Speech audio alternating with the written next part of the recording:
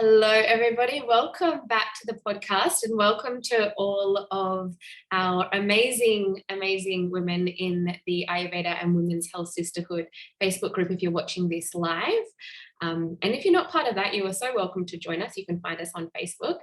Today, I'm really happy to have beautiful Sera Melini with us, and she has been on the podcast before, and we just absolutely hit it off. And we're like, after we did the podcast and before we were talking, we're like, oh my God, that's another podcast. Oh my God, that's another podcast.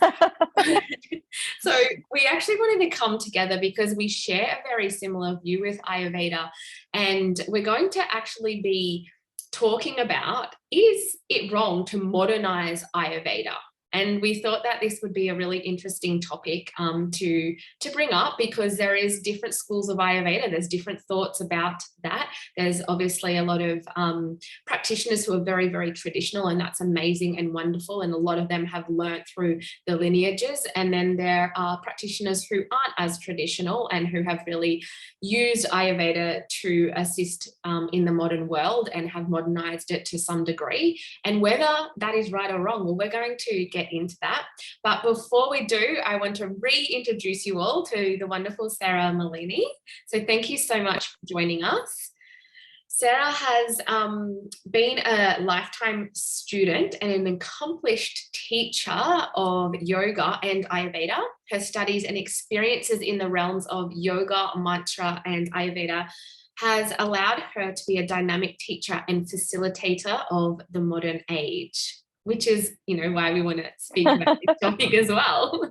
And Sera's very passionate about providing you with the foundational teaching. So that's going back to like those ancient teachings and the wisdom, so that you can walk away feeling like you know how to make decisions, how to apply yoga and Ayurveda to your specific life in a way that is truly supportive, nourishing, and effective. And I'm just going to add in there, in the modern times, because that's what we're talking about. Mm-hmm.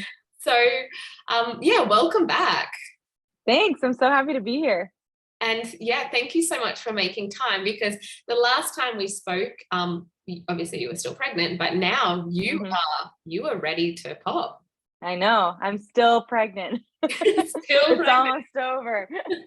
Yeah, but you're due at the end of this month, which is super exciting. Yeah. Next time we talk, you'll have like a little baby. I know. I'll be able to touch my toes and see my toes. Yay. That's always fun after like the 9 months. Yeah, pregnancy. I know. So has your superpower changed? Because we always start these podcast episodes with the rapid inspiration questions. And as you know from last time, it's, can you inspire us with your superpower? So has that changed over your pregnancy? Oh man, I wish I could say that I've acquired more patience. Mm-hmm. I would love that for that to be my superpower. Maybe that will become my superpower once the baby's out. I think they test my patience. Yeah, I don't know if it's changed. I think my superpower right now, I would describe it as like I'm learning, which maybe isn't a superpower really. I'm humble. I'm like consistently being actively humbled by this experience of pregnancy. Yeah.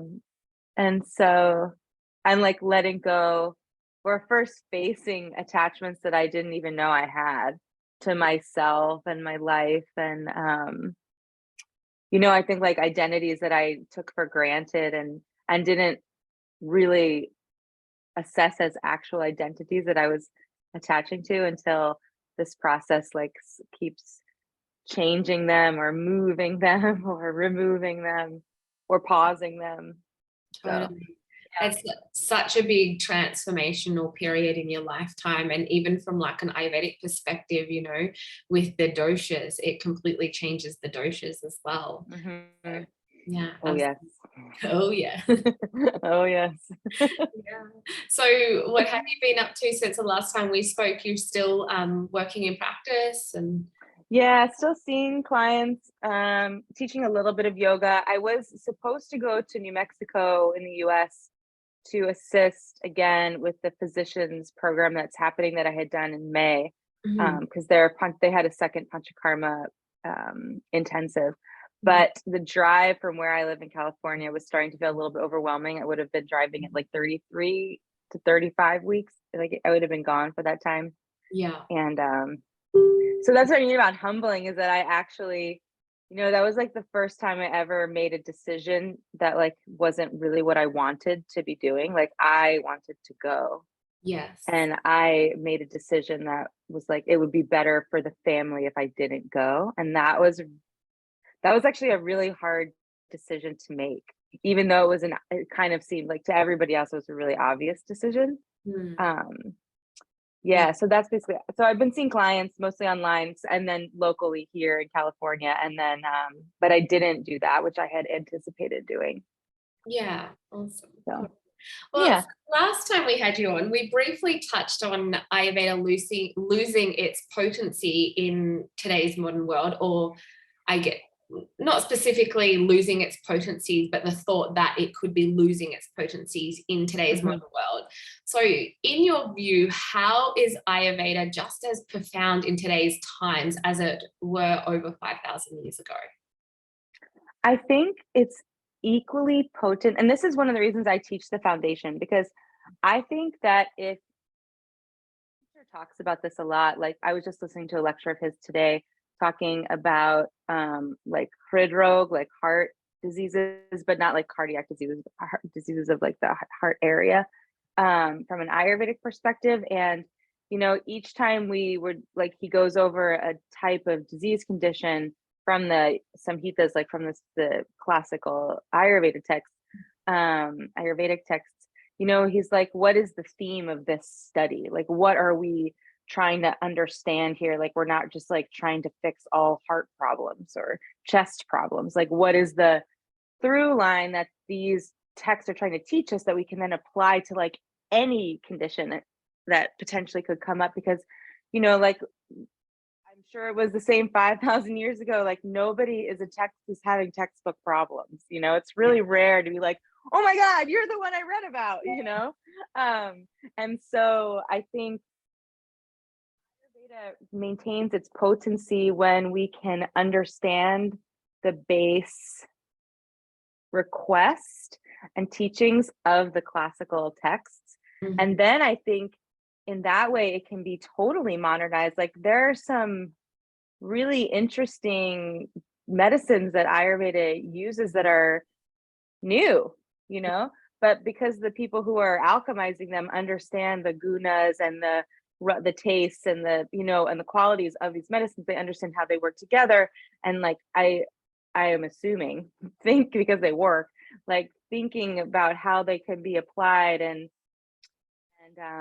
contrasted to what the substances that had been previously available that maybe are no longer available 5,000 years ago. I think modernizing Ayurveda and protecting its potency is really just about understanding the intention of Ayurveda classically and then doing it in the modern world. Exactly. Yeah, spot on with understanding the foundations, because the foundational like rules or laws of Ayurveda, they never change, right? They're always constant. And that's what we weave that wisdom into modern medicine, or even like myself in my practice. So I use all the foundations of Ayurveda, but I still send people off for labs, so to get pathology done, stool testing done, and that wasn't around 5,000 years ago. So we're really, really lucky to be able to bring in this new emerging science and weave Ayurveda's philosophy into that, because the root of what Ayurveda is will never change, but we as a species change, and what we have available to us changes, and just the technology in our modern world changes. And my sort of Ayurvedic teacher, when I was going through my practitioner course, we were taught that in the Vedas, the back pages of the Vedas. So for those who don't know, the Vedas are the ancient Ayurvedic texts, and the last pages were left blank. And that was because Ayurveda understands that we are going to evolve as humans, as human species. Our world is going to evolve. There's going to be new science. There's going to be new practitioners come through. And although the root of what Ayurveda is will never change, those words in that text, those 2 blank pages were to show you that there's still more. Ayurveda is the study and science of life and longevity. It is the study. We haven't finished studying that. So I guess, how do you see these blank pages? Like, why do you think, from your perspective, they have been left blank? I think because it's sort of similar to what was, yeah. So basically, I feel like Ayurveda is a science of longevity, and it's like teaching us how to think and perceive, and then make decisions from the perception of ideally reality as it actually is. And I think the more we are able to hone in on what we're physically experiencing, emotionally experiencing, environmentally experiencing, which will always change, I mean, even the texts themselves changed because they were written in different yugas, like in different times of development, different ages. And so they're going to be speaking to people differently. Like the Charak Samhita is writing to people at a time where wisdom was really commonplace and people were really sattvic, and the Ashtanga Hridayam was written later, and it's simplified because the minds of the people who were receiving it were not in the same space as they were in when the Charak was written. And there are texts that were written after that when like medicines that were available in the Charak are no longer available, and now they're starting to use, like doing alchemy with like poisonous substances and transforming them into medicines. And so I feel like so much room for innovation in Ayurveda, and I think that is why there's this like blank page. There's an unpredictable future in that, the times will always be changing. Human beings will always be affected by the environments that they're living in, that are always changing. And we can't practice Ayurveda. We can't force modern people to live classic lives, because then Ayurveda will not work. But at the same time, like, we can't make Ayurveda as we are today. And I feel like those pages, the blankness of the pages is the alchemy of that, the challenge of like how to maintain this classical through line while still acknowledging the tremendous change that has occurred since these things have been written or recorded, Absolutely. And we do have to adapt and understand our lifestyles and the quote unquote busyness that they involve these days, especially for, say, a woman who now in our modern times is working, is running a family, is studying, is doing all of the things. They don't have, back in those Ayurvedic times where their dinacharya, their whole routine was really extended and long. They had a lot of time to cook really fresh every meal, including grinding all the fresh spices, because we know eating fresh is best. Like, we just know that it's got more prana, it's got more vitality and more vitamins and minerals in the food. We 100% understand that. But in reality, in our modern world, sometimes we do have to eat the leftover food because they've cooked the lunch, and then we might have some for dinner or the next day because you're busy at work. You've got to take your lunch to work. You've got to heat it up. We do have refrigeration as well, which they didn't have back then either. So we have had to bend some of the quote unquote rules that have been sort of written, or the guidelines. I never like to use the word rules because there's no rules. They're just really guidelines of best living for life and longevity. But we've had to be okay with adapting that so that we are also looking after our mental health and not feeling that we're doing everything wrong because Ayurveda says we should do it this way, 5,000 years ago, before we were living these lifestyles and before we had, the luxury of refrigeration and electricity and all of those type of things as well. So yeah, Yeah, I guess for you as an Ayurvedic practitioner, what are some ways that you have adopted a more modernized approach to Ayurveda with your clients? I've definitely simplified. So when I'm after I do a case paper, like I'll do an intake with someone, I'll write like the ideal treatment plan, and then I will look at their actual lifestyle, their financial capability, because Ayurveda in the, at least in the United States, I'm sure it's similar in Australia, like in the modern space is really costly, you know? Mm. It's not, you know, a casual endeavor. It works really well, and so it's totally worth it. But it's, you know, it's like a commitment. And so you know, I like weigh those things, like how intense is the condition the person's experiencing. You know, if it's really, really acute, I will be a little bit more strict with my recommendations. But if it's something that's going to have to take time to mature and to kind of heal, and you know the person is super busy or has other limitations of whatever reason, it's like the things I say to them are like, it's more important that you do the recommendations than you do everything perfectly. So I usually try and let it be a conversation where I'll say, especially if they're new to me, you know, these are the ideals. What I really would like you to do is look over these recommendations and see what is doable and what is not doable, because we can always extend this over time and work on things in phases. Because the most important thing that Ayurveda offers, I think, is the habit reformation that can happen. And if that doesn't happen, you know, like you're just fighting with herbs forever. I actually had a client who she had just moved from the Pacific Northwest to the Southwest, and then her house burned down, and then and then I saw her right after. They were living in a hotel, her house had burned down, and they had just had this transition, and then she had seen me, and then I didn't hear from her for like 3 months, and I just heard from her again, and she's like, they all got sick for like a month, and you know, she just hasn't really been able to do what she wanted to do yet. And she was like, and I can't afford to do this at this moment, but what would you recommend in the meantime? And I was like, go over the recommendations, like commit to the diet and lifestyle, and that will change so much.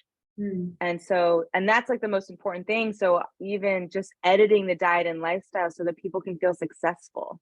Yeah, absolutely. And I think that's true about feeling successful, because I know when I was a new practitioner, I was like, if you do all these things, it'll be amazing. And you want to help them with the whole lifestyle. But when it's overwhelming, like if they're already overwhelmed, so a lot of, you know, Yeah. I see they've got hormonal imbalances because of the stress and they're already overwhelmed. And then you give them an overwhelming, like whole new structure to their routine, morning and night, and way of eating. They're going to be like, yeah, not doing it, way too hard. And that's a Yeah. misfortune, because if you don't lead them in gently, you're missing the biggest transformation. Because like you said, you can take herbs and supplements and you can take medication and you can do that, you know, for years and years and years, but the real transformation happens with lifestyle and diet. And unfortunately, that is the hardest thing to master, because we are so time poor, or because you haven't been guided in the right direction properly Hmm.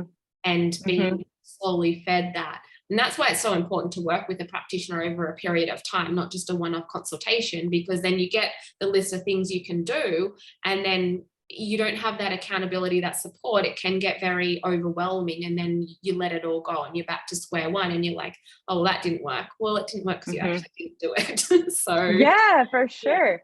Totally. Yeah, Ayurveda is like, you know, I sometimes talk about it with students, like challenge about modern life, especially is, I mean, and is that we're very unsupported, is, you know, because it's a very individualistic age we're in. And it's like trying to correct, like, rebuild a ship while it's sailing, you know, it's like very hard to do that without and so that's like what we're trying to do with our health. Like we still have to go to work, we still have to do all this, we still have to take care of our family, we still have to shower, we still have to sleep, like all the things that we had to do that may or may not be working well, which is why we're coming to an Ayurvedic practitioner to begin with, are still happening. And now we have to learn this entire new language, you know, this entire new system, like change the basic habits that we've squeezed into our life because make it like kind of function.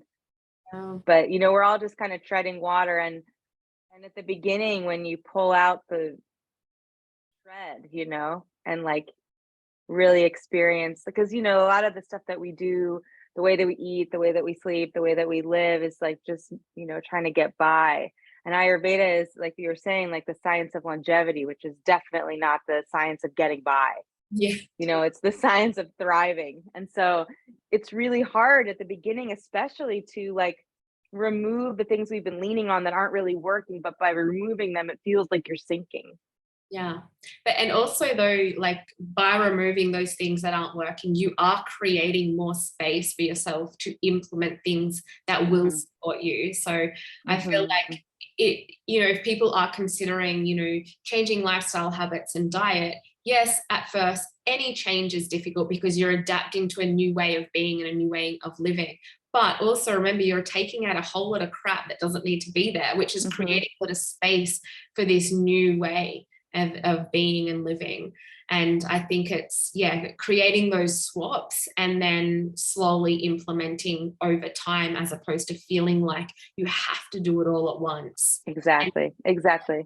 And that's what we're here for, like like a well-trained practitioner will know how to give you exactly what you need in that moment so that you feel like you're doing something and you see change, like enough change to be encouraging, but also not so much that you don't feel unsuccessful. And then, it's like a slow drip. And then as things get easier, we can give more and more. And eventually, the client learns how to think ayurvedically and can start to see and perceive the changes they would need to make without us necessarily saying so. Absolutely. And just shifting the combo a little bit to, I guess, have you heard of any misinterpretations of Ayurveda in the modern times that is actually causing harm? And if so, can you sort of elaborate on what those interpretations were? Is there anything that comes to mind for you? Oh yeah, there's so many. Okay.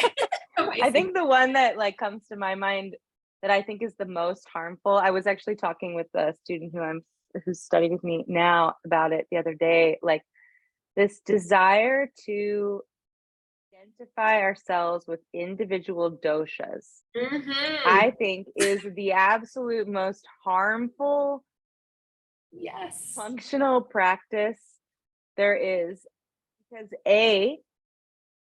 it no longer acknowledges anything that we've talked about, that life is fluctuation, that you are not made of a dosha. The dosha is that which changes, the dosha is that which causes dysfunction in the body. Like, and if we're looking at it from like a more esoteric perspective, the fact that we're identifying with a physical material like already removes us from the spiritual path, right? Because then it's just like, Mhm. and it's not even a positive material necessarily, it's the material that leads to disease conditions. There's no disease without dosha.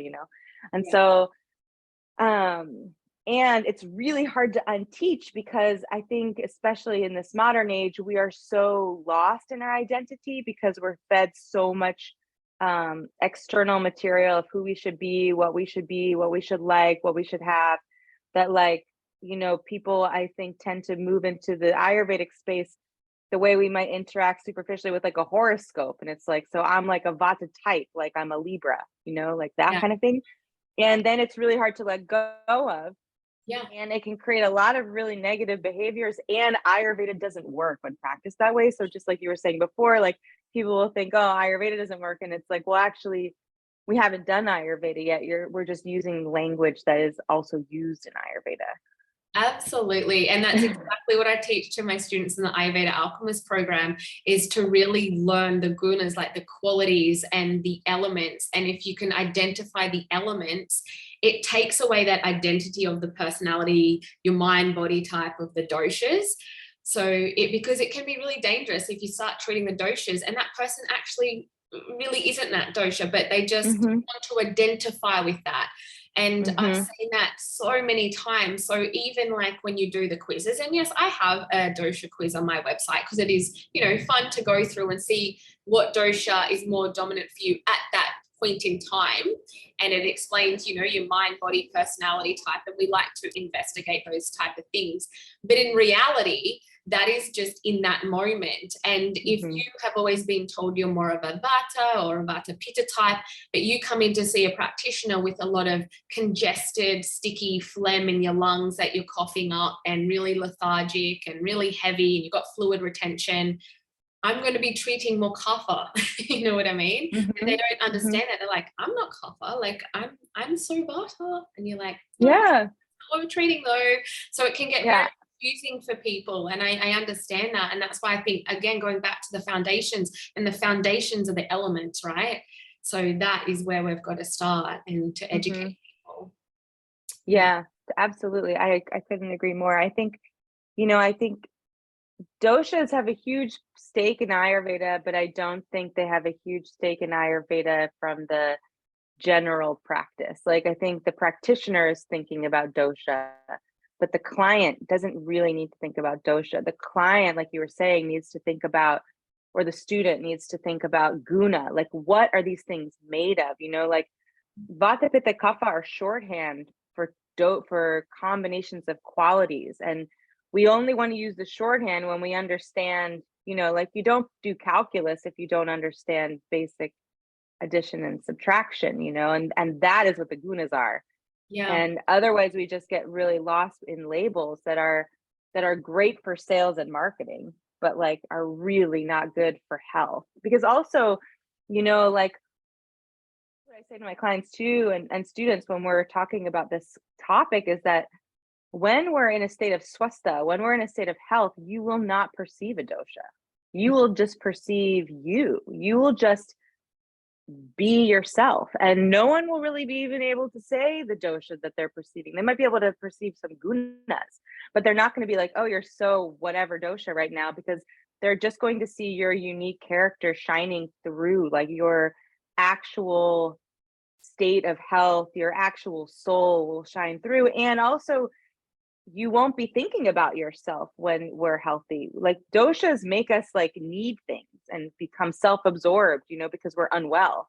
And when we're in a state of swastha and the doshas are appropriately balanced for our constitution, we will be able to be of service, because there will be no need of balance in ourselves, And so that's kind of what I try and explain to clients and students. Like, that is the goal, to have no perception of dosha in your experience of life. Exactly, because dosha means imbalance. Yeah. I was talking to an Indian Ayurvedic practitioner who's practiced many, many years in India and has practiced in the West as well. And he was saying that there's such a difference with the clientele and how Ayurveda is perceived. And, that is understandable. But say if you are the Ayurvedic doctor or Ayurvedic practitioner in India, your clientele will come to you to be fixed, as if like you were the doctor and they're the clients, and they just go away and they take their herbs, do what they're told type of thing, and that's it. They don't really ask, but what dosha am I, but what this. But in the West, he said, the first thing people come in and say, so what dosha am I? Like, that's the main thing they want to know, and why they're going to have their consultations. It's just very interesting from his perspective of working both in the West and the East, and the client. Yeah, I did it too. The first time I went to study in India, I was still a little bit confused about doshas. And this was like in 2014 or 15, or I think it was 2014. And I remember I had this whole consultation, and it was like very specific. And I actually had like specific issues, it wasn't like I had things like that actually had like allopathic names that I was trying to fix with Ayurveda, so I had a mission. And still at the end, I was like, so what's my, and I knew it was uncool to ask this question. Like, I already knew as a new practitioner, I was like a consultant at the time. I was like, I already knew this was really gauche to ask, but I couldn't like help myself but to ask. And I was like, so real cool. Like, so what dosha am I? Yeah. And he just looked at me like, know what you're asking, actually, because it's so not how it's practiced. And I also think he was like, really, after all that, you're still asking this question? That's all you want to know? I've given you a whole treatment plan, and that's all you want to know? Like, you're here for like 2 months, and this is what you're going to ask me? Yeah. But I mean, it's like, it's totally natural, but I think as a new practitioner as well, you want to like learn from an experienced one if you're on the right path with your thinking. Mm-hmm. And I was like, okay, not the right path. Noted. Yeah. Yeah. And so are there any other myths with Ayurveda that you'd love to set straight? That is definitely my like big peeve is the word, but that's like my mission statement as an educator is like to, like you were saying, like to just, dispel that myth and then move people into a space of finding more information. I think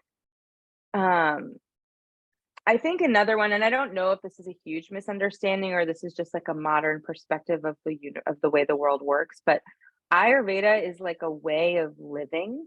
It's not like a diet. It's not a cleanse. It's not even a quick fix, even though it can fix things quickly.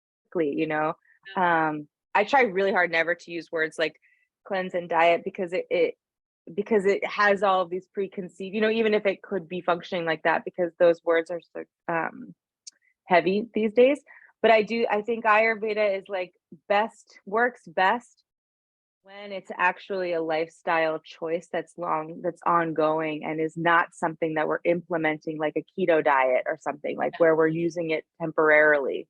Yeah, Ayurveda is not just about khichdi and lentils. No, and almost never about khichdi. I know. I've had people say, "Oh, I love Ayurveda, but I just can't do lentils." I'm like, "That's cool. Like, you don't have to do lentils." There's a lot of other food. It's cool. Yeah. Yeah. That's epic. Good on you. Like, yeah.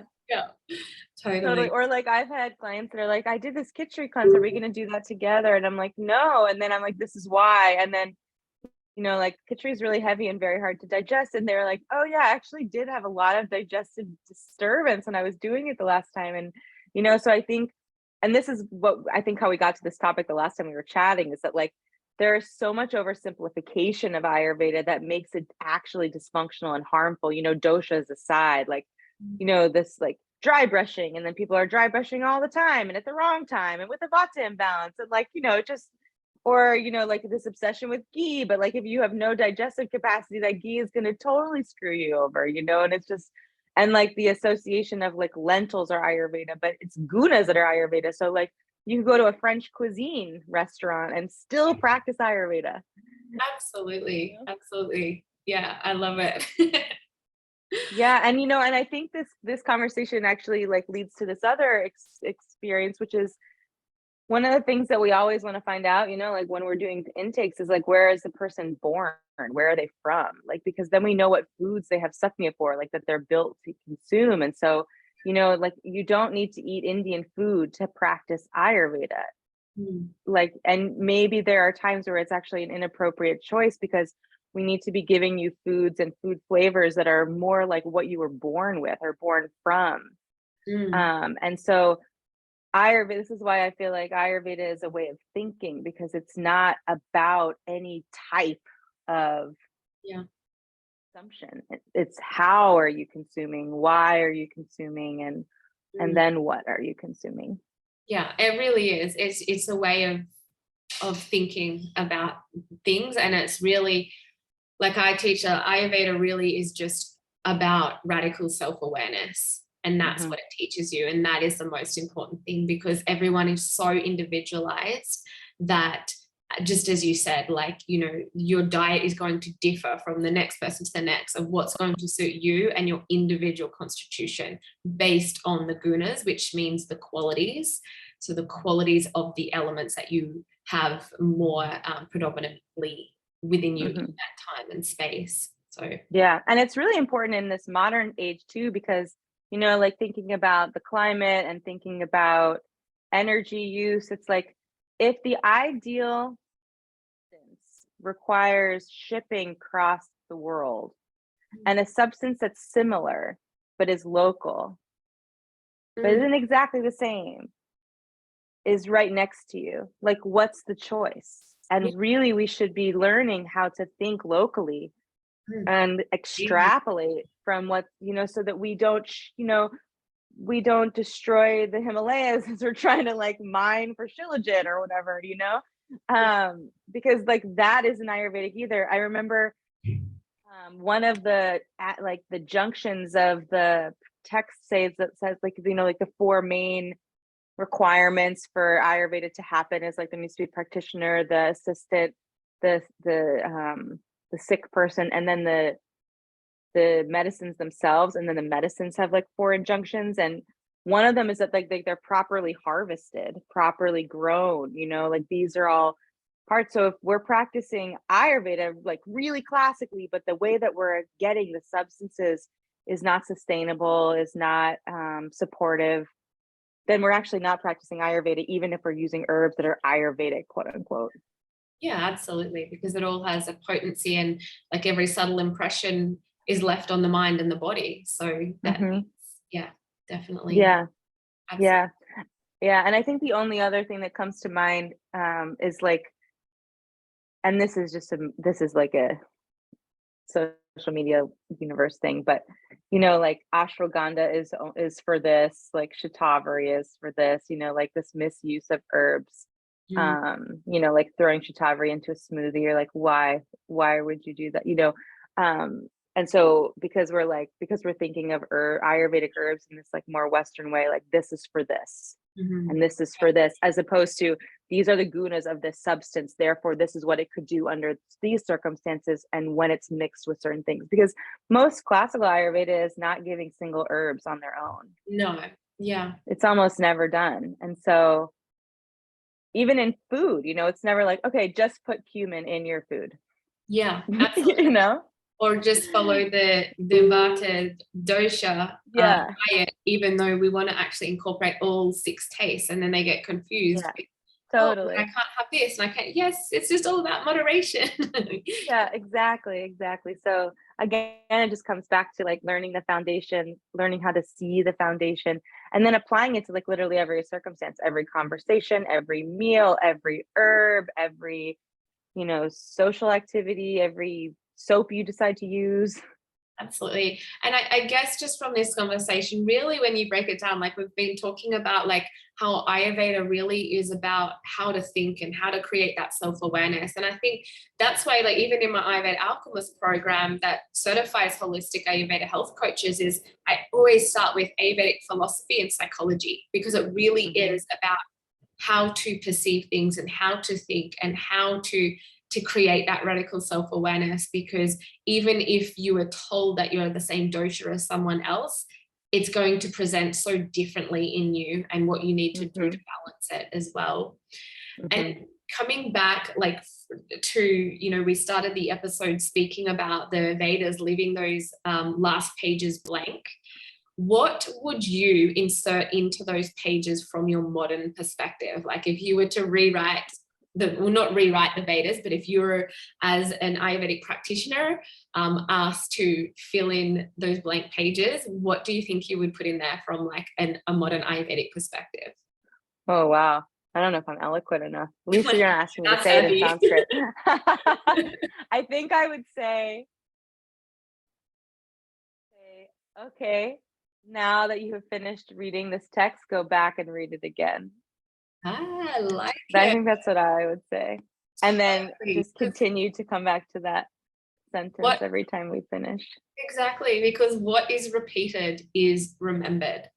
And that's what, like, I have read 1,000,000 times over the same type of thing in all different books, and a new aspect of that always comes forth, you know, and then you apply it again in your life and apply it in a different way. And I guess Ayurveda really isn't about perfecting anything. It is about the study of life, the science of life, and applying it. It's a practice, just like yoga, right? It's a practice to give you the best life, the most quality out of your life. So yeah, I really like that. That's a good one. What would you say? What would I say? Oh my God, now you're putting me on. I flipped it. Is that fair? I really like what you said, but I think, yeah, it starts in the mind. Like any habit transformation, anything new, anything change, it all starts in the mind. So I think, like you said, like read it all again, but I guess I would end with some sort of like Ayurvedic psychology of like lifting from that sattvic mind, I guess, really, because, you know, we can make changes to our diet, we can change the lifestyle and all of that. But if we don't have the mind and the openness to learn and to witness and to really witness how we react and how we respond, then we're likely just to repeat the habits that we already had. Yeah. So I don't think I really articulated that well, but I would always to the mind. Yeah.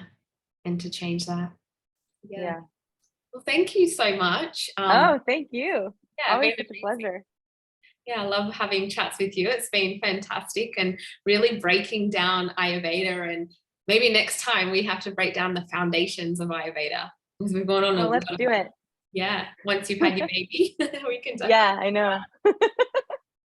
So really in the foundation. Yeah, I absolutely love that. Is there any takeaway or quote that you would like to leave us with today? I don't have a quote prepared. No, I can't give you a quote. Not a quote, but I think any takeaway. Okay, a takeaway. I think the takeaway would be that that it's important to make sure that we're never bored by the foundation, that we're never bored by the beginning, and that if we do feel bored by those things, it's a sign that we definitely need to go back there and understand. Yeah. Beautiful. And where can our listeners find you? So you can find me on social media. Instagram is at seramelini.ayurveda yoga, and TikTok, more active once this baby's here. TikTok is at Yogavahi Ayurveda, and then my website is yogavahi.com. Amazing. I'll put them in the show notes as well. Thank you. Thank you so much. It was such a pleasure, and I look forward to speaking to you next time. Me too.